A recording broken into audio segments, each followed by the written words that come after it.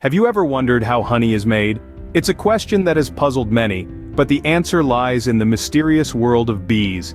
These tiny buzzing creatures are more than just stingers on wings. They are nature's little chemists, transforming the sweet nectar of flowers into the golden, sticky delight we call honey. Bees play an indispensable role in our ecosystem, acting as the world's most industrious pollinators. They flutter from flower to flower, spreading pollen and ensuring the growth of many of the fruits, vegetables, and nuts we enjoy daily. Imagine a world without apples, almonds, or even avocados. But their contribution doesn't stop there. Bees are the only insects that produce food eaten by humans. That's right, every dollop of honey on your toast is a gift from these tireless workers. So now that we know who the real heroes are, let's dive into the process of honey production. The honey-making journey begins in a field full of flowers.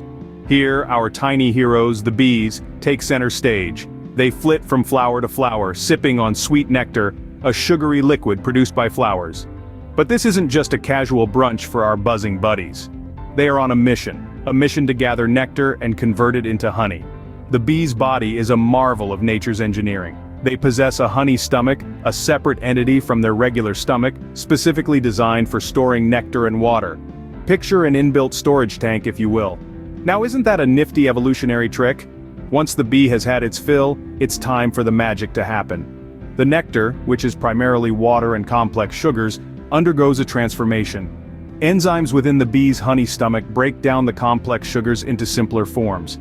This process is known as inversion. It's like the bees have their very own chemical lab right inside their bodies, working tirelessly to turn nectar into honey. But wait, there's more. The bee then regurgitates the inverted nectar, a process that helps to further break down the sugars and remove excess water. Don't let the term regurgitate put you off though, it's just part of the honey-making process, a testament to the ingenuity of nature. With the nectar safely stored, our industrious friends head back to the hive.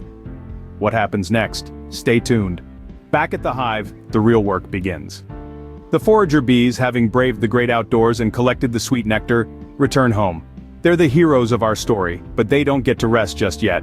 Instead, they pass on their hard-earned nectar to the house bees. You can think of it as passing the baton in a relay race, but instead of a baton, it's a mouthful of nectar. The house bees, the unsung heroes, take over from here. They are the ones who start the magical process of turning this nectar into the golden delight we call honey. They do this by adding enzymes to the nectar, breaking it down into simpler sugars.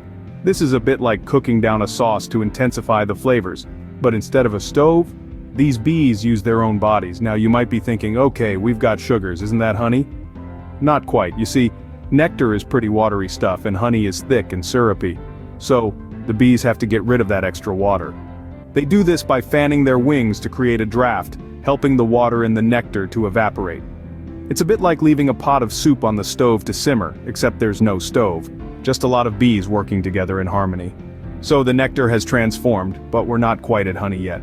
Now it's time for the bees to put their finishing touches. Imagine this, a bustling bee metropolis, all hard at work. But what's this? A group of bees, wings fluttering at high speed. They're not just showing off their impressive wing speed, oh no, they're actually hard at work. This is the bees' unique method of air conditioning, and it serves a sweet purpose. By fanning their wings, they create a draft within the hive, evaporating the remaining water from the nectar. This process thickens the nectar, transforming it into the rich golden honey we know and love. It's a bit like reducing a sauce in cooking, but in this case, the bees are the chefs, and the kitchen is their hive. But hold on, the bees aren't done yet. Their meticulous nature doesn't allow them to just leave the honey exposed. So what do? They seal each honey-filled cell with a wax cap, creating a natural preserve. This wax cap is made from the bees' own wax glands, ensuring each batch of honey is kept fresh, just like vacuum-sealed jars in our own kitchens. This process is the culmination of the bees' hard work, a testament to their dedication and efficiency. Each step is a result of thousands of years of evolution, fine-tuned to create this golden elixir. And there you have it, honey, one of nature's sweetest gifts, ready for us to enjoy. But how does this golden delight get from the hive to your breakfast table? Well, let's dive right into the honey harvest. First things first, beekeepers don their suits, gloves, and veils, ready to brave the buzzing world of the beehives. They approach the hive with a smoker, a tool used to calm the bees, making the extraction process smoother and safer. Now, onto the removal of frames. These are the structures within the hive where the bees store their honey. Once removed, the frames are covered in a layer of wax, known as the cappings, which the bees have sealed to preserve their precious nectar. Next comes the uncapping process. Here beekeepers use a heated knife to carefully remove the wax and expose the honey-filled cells.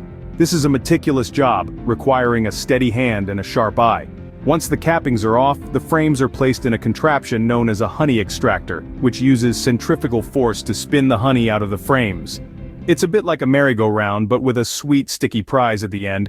The honey is then strained to remove any remaining wax or bee parts, ensuring a pure and clean final product.